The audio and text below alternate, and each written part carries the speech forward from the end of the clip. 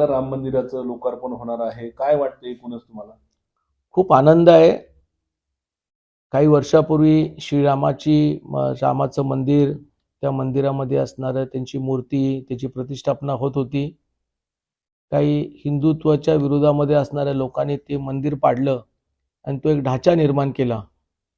तो ढाचा निस्तनाबूत करण्याचं काम हिंदुत्वाच्या विचाराच्या असणाऱ्या लोकांनी त्यावेळेला केलं आणि आज देशाचे पंतप्रधानांनी याच जन्मभूमीमध्ये मंदिर उभारून त्याची प्राणप्रतिष्ठापनाचा कार्यक्रम 22 जानेवारीला होत आहे. मला आनंद आहे की फार मोठा निर्णय देशाचे पंतप्रधान यांनी घेतला आणि ह्या निर्णयाचं स्वागत सर्व जाती धर्मातल्या लोकांनीही केलेलं आहे.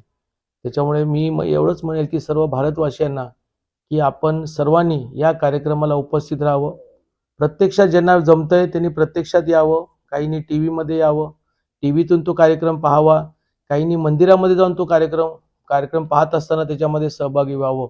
परंतु रामाचं मंदिर होतंय आणि ते पण इतकं भव्य दिव्य, हे खरंच एक हिंदू धर्मातील असणाऱ्या प्रत्येक हिंदूंना त्याचा आनंद होतोय. उद्धव ठाकरे असतील, संजय राऊत असतील, निमंत्रणावरून सरकारवर टीका करतात की राम आमचे सुद्धा आहेत म्हणून.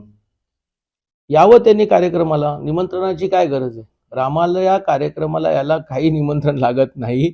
त्याच्यामुळे हा त्यांचा गैरसमज आहे. आता त्यांनी कुठल्या रांगेमध्ये यावं हा त्यांचा प्रश्न आहे. त्याच्यामुळे तुम्ही एका बाजूला रामाच्या बद्दल उद्गार वेगळे काढणार, रामाचं मंदिर बांधत असताना तिथे द्वेष व्यक्त करणार आणि आज अपेक्षा करताय तुम्ही की तुम्हाला निमंत्रण मिळावं. हास्यास्पद आहे.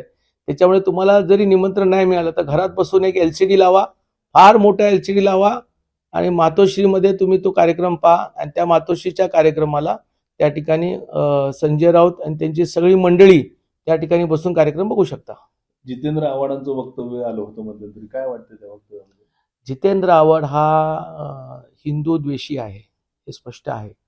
ठीक आहे, त्याला मुसलमानांची मतं पाहिजे असतील त्यांनी घ्यावी, पण हिंदूंचा द्वेष करणं हे अयोग्य आहे आणि अशा व्यक्तीबद्दल जेवढं बोलावं तेवढं कमीच आहे. एबीपी माझा, उघडा डोळे बघा नीट.